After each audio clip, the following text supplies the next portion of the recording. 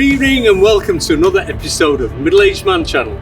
This evening we're looking at the Citroen DS3, the car that launched a whole new premium brand, DS. So the question is this car a sexy city slicker or is it a street gremlin? We brought the car into town, let's go and drive it and find out.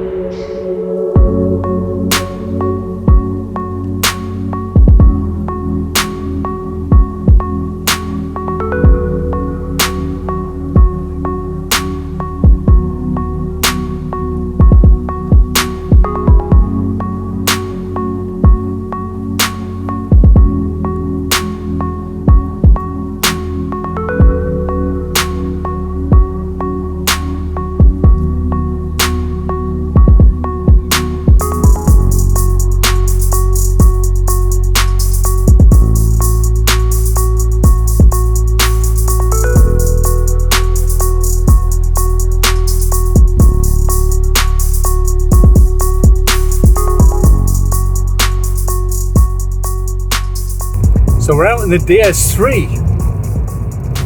Interesting car. This is the D style, which is the mid-range of the three options. You've got the design, which is the basic, D style mid-range, and you've got the D Sport, which is the faster version. So this is quite a well-equipped car. It comes with cruise, speed limiter, airco, privacy glass to the rear. They all come with privacy glass actually. So yeah, it's pretty well equipped. Some stats on the car. Remember 118. So the top speed is 118 miles per hour. The BHP is 118.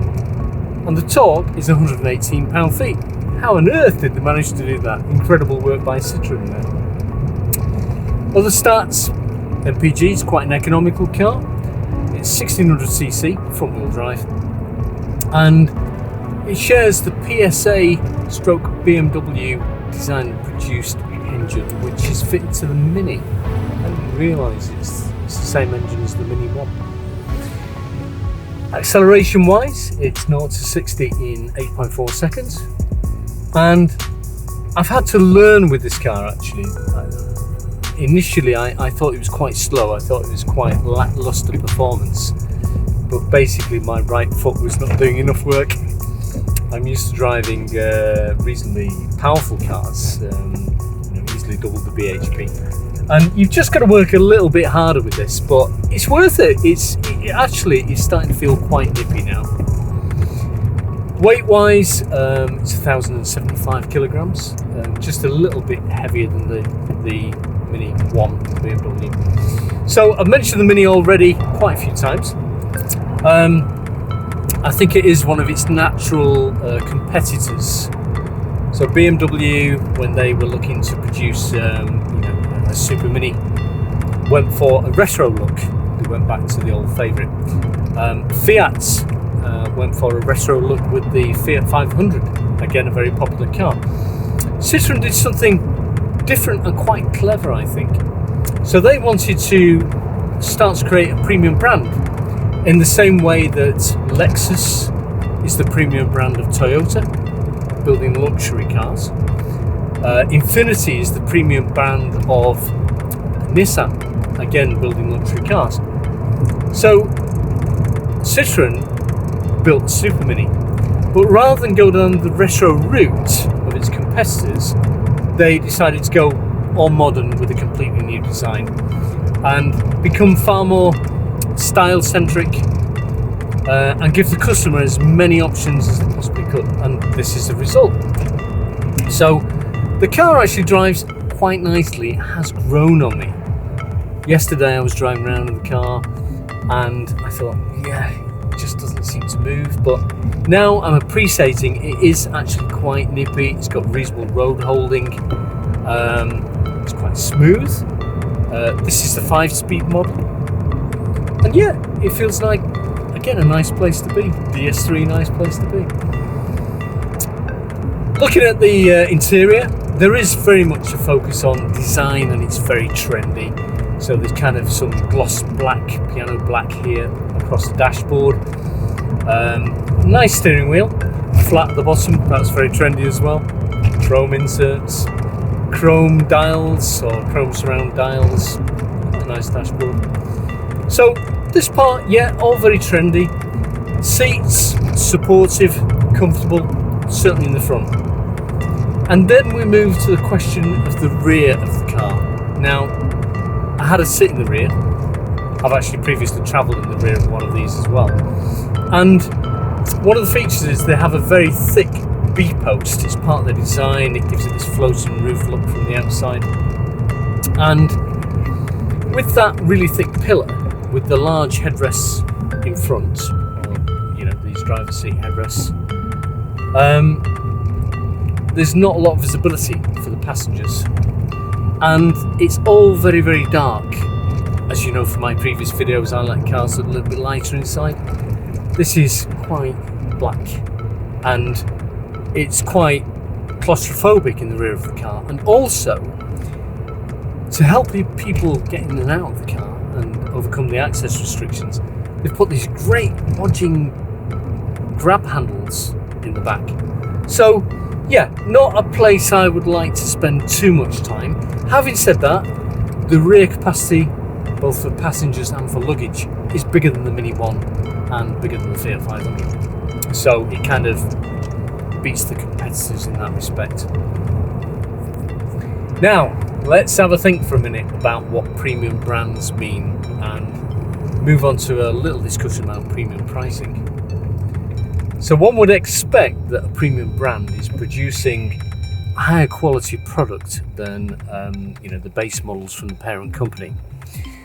And I think that's definitely been the case with Toyota with their Lexus cars, and with Nissan with their Infiniti. It's going up several price points, and for that one receives a high quality, higher engineered vehicle.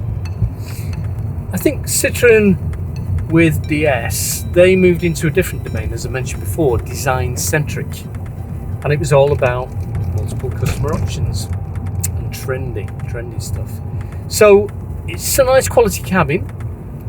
The body style is, as we said before, very, very trendy, but it is underpinned with C3 mechanicals, so it's the Citroen C3 mechanicals, and I don't know whether long term that's going to, whether you're going to have more faults with the vehicle. I think at the beginning of the video we considered whether this is a sexy city slicker or street gremlin. Now, certainly the owners of this particular vehicle have had quite a few gremlins, and it's been quite costly to have rectified, so that's around the mechanical side of the car. But have Citroen achieved what they set out to do? Well, it's been quite a successful car. A lot of units have been sold, and it even enabled them to move to a greater degree of separation of the DS brand. So 2009, the car was introduced as DS. 2015, DS separated, still part of the Citroen group, but it's got far more independence with its own independent showrooms, service centres, etc. And that, they're using that now as the basis to build completely new DS cars. So they had to have something right, because they've sold a lot of units. So let me think. What do I think of the car? What's the conclusion here? Well, it's trendy. Big tick in the box. It's safe. Didn't mention that before, but it's a Euro NCAP 5 car. So if my family members were driving around in this car, then I'd be quite happy about that, because should the worst happen, they're in an accident, they've got the best chances of coming through. Very important, big tick in the box. Performance, I think I'm going to have to review judgment on that until I've driven the D-Sport, which I think has a 2-litre and 6-speed gearbox, and that might be a little bit more exciting. But as time goes on, I'm learning how to make the car move, and it is quite capable. It's quite capable. So, yeah, it's a bit of a city slicker, but it has had a few gremlins. So, what's more to say? I think We've had a good time out. We've explored the city a little bit. We've done some first nighttime filming, which has been quite interesting in itself. And I'd like to thank you for coming on the journey with us. Please subscribe below. It always helps. Please hit the like and maybe even the notification bell, and then when we do introduce the new videos you get a notification about that. Thanks for spending time with me. See you next time round.